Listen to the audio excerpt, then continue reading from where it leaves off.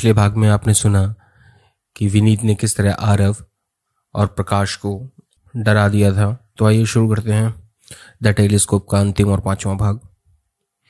विनीत ने जिस तरह का विभत्स दृश्य दिखाया था, उसके दूरगामी परिणामों से बचने के लिए प्रोफेसर को बस अब एक ही जगह याद आ रही थी जहां वो सुरक्षित हो सकता था। मोटरसाइकिल उसी दिशा में मोड़ दी गई।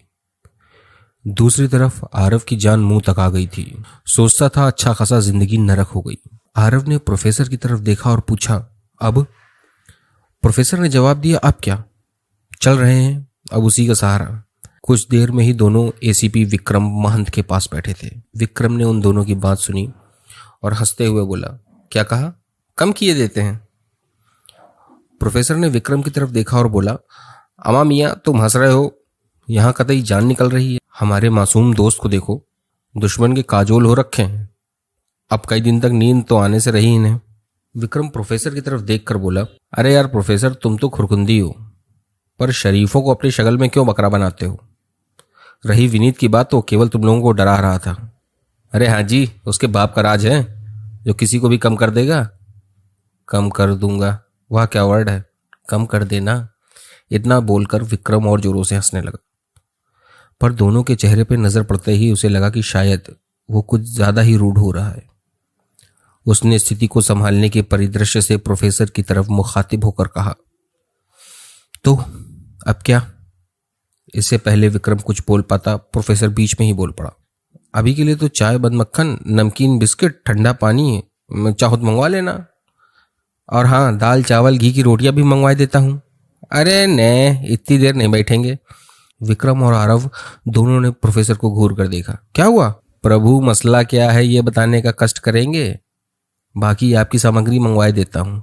ओह हाँ, अच्छा, मैं तो भूल ही गया था यार, भूख दिमाग कमजोर कर देती है। वहां भी डर से एक निवाला अंदर न गया। बहरहाल बात ऐसी है, प्रोफेसर ने शुरू से अंत तक की सारी घटनाएं कह डाली। विक्रम ने सारी बात को समझते हुए प्रोफेसर की तरफ मुखातिब होते हुए बोला, क्या बात करते हो यार, ऐसा भी कहीं होता है?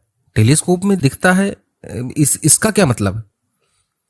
एसीपी साहब, प्रोफेसर भी फैक्ट पर बातें करता है और ये बात सच है, पर यार इस बिना पर कोई एक्शन नहीं लिया जा सकता। हमें बस घर की तफ्तीश करने दीजिए एक बार। बहुत जिद्दी हो तुम, चलो। विक्रम अपने साथ 2 सिपाही लिए और आरव प्रोफेसर को बिठाकर द्वारिका के सील घर पर पहुंच गया। बैरिकेड हटाकर सब लोग घर में दाखिल हुए। विक्रम ने प्रोफेसर की तरफ देखा और बोला कि यहाँ का चप्पा चप्पा पुलिस के द्वारा छाना जा चुका है। प्रोफेसर ने विक्रम की तरफ देखकर मुंह बनाया और बोला, हाँ, ठीक है। सभी ने घर की तलाशी लेना शुरू की। कई घंटे बीत चुके थे, कुछ नया नहीं दिखता था। आरव घूमते घूमते एक बड़े से बेडरूम में पहुंचा। वो हैरान था, दीवार पर टंगी बड़ी सी तस्वीर में जो स्त्री और आदमी थे, ये दोनों वही थे जिन्हें उसने टेलीस्कोप में देखा था। प्रोफेसर सब चीजों को ठोक बजाकर देख रहा था। तभी उसने कपड़े की अलमारी की दीवार जब ठोकी तो उसे कुछ खोखली सी लगी। पास ही लगे लीवर को जब थोड़ा सा घुमाया तो लकड़ी की बनी दीवार एक तरफ खिसक गई और नीचे जाने की सीढ़ियां दिखने लगी। प्रोफेसर एक्साइटमेंट में चिल्लाया, अरे गजब, मैंने ढूंढ लिया, अरे खुफिया दरवाजा है यहाँ। आरव और विक्रम उसके पास दौड़कर पहुंचे। विक्रम खड़ा मुस्कुरा रहा था। देखा एसीपी साहब, जो पुलिस न कर पाई मैंने कर दिया। विक्रम ने प्रोफेसर की तरफ देखा और बोला, पुलिस ये ढूंढ चुकी है महाराज, ये बेसमेंट का दरवाजा है। सर्राफ का व्यापारी था तो ऐसी कुछ सीक्रेट जगह तो रखेगा ही। सब एक साथ सीढ़ियां उतरकर नीचे चल दिए। जब कई मिनट तक कुछ न मिला तो विक्रम ने परेशान होकर कहा, अब चलें, यहां कुछ नहीं है। प्रोफेसर भी थोड़ा हैरान था और मायूस भी। सभी सीढ़ियों से ऊपर जाने लगे। तभी प्रोफेसर की नजर कोने में लगे झूमर पर पड़ी। एक मिनट, ये क्या है? झूमर है मेरे भाई, क्यों परेशान करते हो? अरे जरा रुको, झूमर है तो कमरे के बीच में होना चाहिए ना, ये कोने में लगाने का क्या मतलब? प्रोफेसर ने गौर से झूमर का मुआयना किया और पास पड़ी एक लाठी से झूमर में लटक रहे बीच के हिस्से को दबाया तो घड़घड़ा कर झूमर के नीचे की जमीन का बड़ा सा पत्थर सरकने लगा। सब हैरानी से देखने लगे। तो एसीपी साहब, ये भी पुलिस ढूंढ चुकी है? विक्रम चुप था।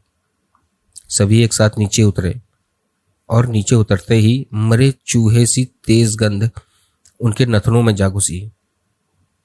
पास ही लोहे का एक बड़ा सा ड्रम रखा था। उसे जैसे ही खोला गया तो गंध इतनी तेज हो गई कि आरव ने वहीं उल्टी कर दी और ऊपर की तरफ भागा। विक्रम ने मुंह पर रुमाल लगाकर देखा तो लगभग पूरी तरीके से सड़ चुकी 2 लाशें थीं, एक पिस्तौल। विक्रम ने पुलिस हेडक्वार्टर फोन कर फोर्स मंगवा ली और विनीत को गिरफ्तार करने का आदेश भी दे दिया। सभी लोग घबराकर घर से बाहर आ गए और वापस सभी लोग विक्रम के ऑफिस चल दिए।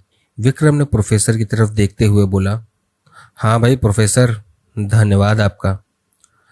जी धन्यवाद दीजिए साहब का। आरव ने बोला, नहीं मेरा नहीं, उस टेलीस्कोप का। इतना कहकर दोनों हंस दिए। सब अपनी अपनी मंजिल की ओर चल दिए। अगले दिन की सुबह 9 बजे आरव का घर। प्रोफेसर ने दरवाजे पे आते ही चिल्लाया, अरे डिटेक्टिव साहब कैसे हैं?